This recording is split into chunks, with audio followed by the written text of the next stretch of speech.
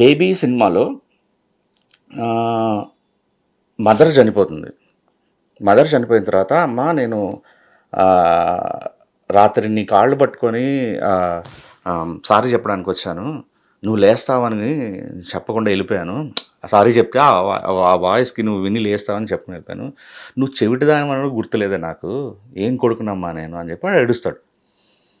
నేను ఈ సీన్ రాసినప్పుడు ఇది ఇంకా పీక్ మూమెంట్ అనుకున్నా, peak moment. So followed by జనాలు చాలా అక్కడ ఎమోషనల్ కనెక్ట్ అవుతారు. So immediately foot over bridge scene వెళ్తుంది. సో అక్కడ వాళ్ళు ఆల్రెడీ ఈ ఏడ్చిన తాలూకు పెయిన్లో ఆ సీన్ స్టార్ట్ అవుతుంది. సో ఫస్ట్ 1-2 minutes నన్ను క్షమిస్తారు జనాలు.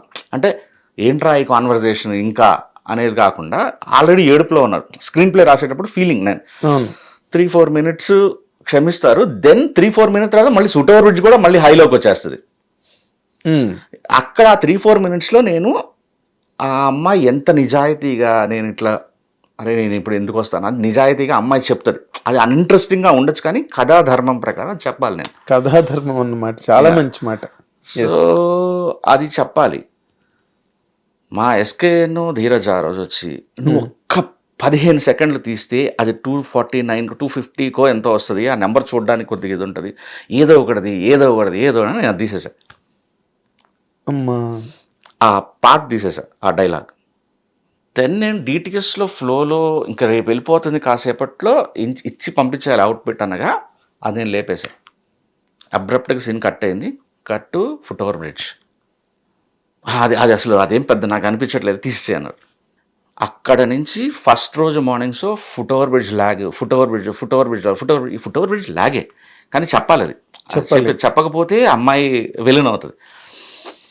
సో ఒక బ్లండర్, నా ప్రొడ్యూసర్స్ ఇచ్చిన ఒక రాంగ్ సజెషన్ వల్ల నేను తీసుకున్నానంటే, నేను స్క్రీన్ ప్లే రాసుకున్నప్పుడు ఆలోచించిన ఒక థింగ్ నన్ను ఎవరో ఇన్ఫ్లుయెన్స్ చేయడం వల్ల, నేను అది లేపటం వల్ల జరిగిన మిస్టేక్స్ 2 రకాలుగా ఉంటాయి. కొంతమంది మంచి చెప్పినా కూడా మనం వినకుండా ఉంటాం. కరెక్ట్. అయితే అంటే మీదంతా రెడీ అయిపోయిందా? 24వ తారీఖు రిలీజ్ కదా, అన్నీ మొత్తం కంప్లీట్ రెడీ అయిపోయిందా? అయిపోయింది. అదే నిన్ను కూడా ఏదో చేస్తున్నారు గట్ట జరుగుతున్నది అని చెప్పావు. లేదు, ఓవర్సీస్ ప్రింట్లు పంపించాలి కదా, మేము వన్స్ ఫర్ ఆల్ చెక్ చేసుకొని. అంటే నాగార్జున గారు నిన్న ఫంక్షన్ లో చాలా బాధపడుతూ మాట్లాడారు. ఆఖరి వరకు ఇవ్వరు కంటెంట్. ఒడిస్సీ లాంటి సినిమా 2 నెలల ముందు రెడీ అయింది, అంత అలాంటి సినిమా మనం ఎందుకు చేసుకోలేకపోతున్నాం అని చాలా ఫీల్ అయ్యారు. దాని మీద నీ రెస్పాన్స్ ఏంటి present days director and producer గా? ఎన్ని రోజులు ఇచ్చిన డైరెక్టర్కి సరిపోదు సార్. అది ఎలా మనకి తెలుగు డైరెక్టర్స్కి బేబీ కూడా నాకు అసంతృప్తిగానే వెళ్ళిన అవుట్పుట్టే అది. చాలా అసంతృప్తిగా, నేను డిఐ కూడా చూసుకోలేదు, సినిమా బయటకు వెళ్ళిపోయింది. అది నేను ఇప్పుడు కూడా ఫీల్ అవుతా. నేను ఫీమేల్ సోలో అన్నీ బ్యాక్గ్రౌండ్ స్కోర్లో చేయించుకున్నా, అవి ఏవి ఉండవు సినిమాలు, ఎందుకంటే లేయర్స్ మెర్జ్ చేశారు. ఇప్పుడు ఆ లేయర్స్ మళ్ళీ నేను తెప్పించాలంటే టైం లేదు. సో అలా చాలా అసంతృప్తి ప్రోడక్ట్. మీరు ఇంకొక అక్కడి నుంచి బేబీ మీరు సర్లే ఇప్పుడు వద్దులే, జూలైలో మనం సెప్టెంబర్లో వేద్దాం అన్న ప్రొడ్యూసర్ ఇచ్చినా కూడా నేను సెప్టెంబర్ వరకు పనిచేస్తూనే ఉంటాను సార్. ఎలాగ మరి ఎప్పుడు ప్రాజెక్ట్ రెడీ? అందరు మారాలి sir, everyone. Like technicians problem ఏం లేదు, నాగార్నగర్ అందరినీ తిట్టారు కానీ డైరెక్టర్స్తోనే ఇష్యూ సార్ అది, అంతే. ఒక రకంగానే అంటే పాపం ప్రొడ్యూసర్లు డబ్బులు పెడతారు, వాళ్ళు డేట్ అనౌన్స్ చేయాలి. ఒక్క విషయంలో నేను ప్రౌడ్గా ఫీల్ అయ్యేది, ఎస్కే జూలై 13 నేను కావాలనుకున్నాను, జూలై 14 బేబీ.